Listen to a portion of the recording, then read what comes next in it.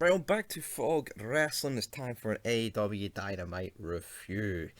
Why are we doing this? I don't know, but what date is this? 10th of March edition of Dynamite, the show after Revolution, which was awful. I mean, it was just garbage. Apart from the Sting match, every match was awful. Fucking gymnast wrestling. It's not even wrestling, it just looks so fake. And then the main event, the ending, was god awful. How would they justify that on this show? Who knows? But let's dive into this show. We kick off the show. Ray Phoenix defeats Matt Jackson in 14 minutes. Flip fest. Don't know how to wrestle. Don't know how to work. It was a gymnast fucking match.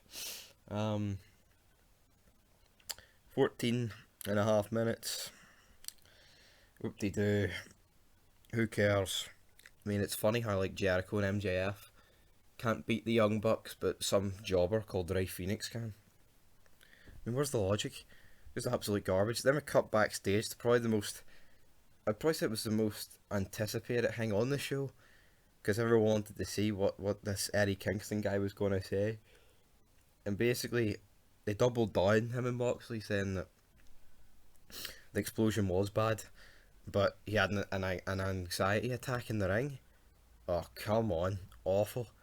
To be honest, I don't really know what other way you could have played it after Moxley buried it. You either could have just pretended it was a massive explosion, but the fact he's come out right after the match and that's all over the internet, you can't really do that.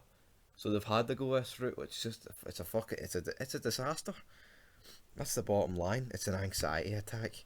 Jesus Christ, I get an anxiety attack just tuning into this shit show. But yeah, so he's blaming it on PTSD. Who cares? Cody Rhodes wins a match in 50 seconds. We move on. Ethan Page beats Lee Johnson in 8 minutes 34. Which, quite frankly, I don't give a damn, man. Then we get a Christian Cage interview. Well, it's supposed to be Christian Cage. But Kenny Omega walks out with Don Callis to start running down Eddie Kingston. Rightfully so. The guy's pish.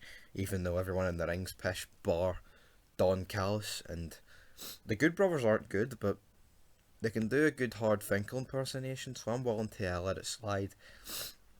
And then we get a bit of a brawl. 3-on-2, they obviously get the upper hand. Out comes Christian. Goes to hit Omega with the Empire. Don Callis pulls him out of the ring. Christian then holds up the belt. So it looks like that's the feud we're getting going forward. I mean, Christian should just be world champ. The guy doesn't have many years left. He's one of the actual few stars that hasn't wrestled in ages, right, bar the Rumble. So, give him the belt for a couple of months and we'll just add prestige to it. Instead of these jobbers like Omega. No one gives a shit about Omega. He's pish. See, in like 10 years, you're going to be like, oh, remember when Jericho and Christian held that belt? You're not going to be like, oh, remember when Kenny Omega had that belt? No, nobody's going to be thinking that. So you need to get the belt on Christian Cage as soon as possible, brother. Then we had a women's tag match that no one cares about, but the face team won. Matt Hardy had a promo backstage, which was pretty funny. Because Big Money Matt is in the house, son. And then we had Darby Allin taking on Scorpio Sky for the TNT Championship. Darby Allin retains. Where was Sting? You know, you actually have a decent match, a good match on the show, the pay-per-view, with Sting, and there's no blow off to it. And Sting should be used better than Darby Allin. That's the bottom line.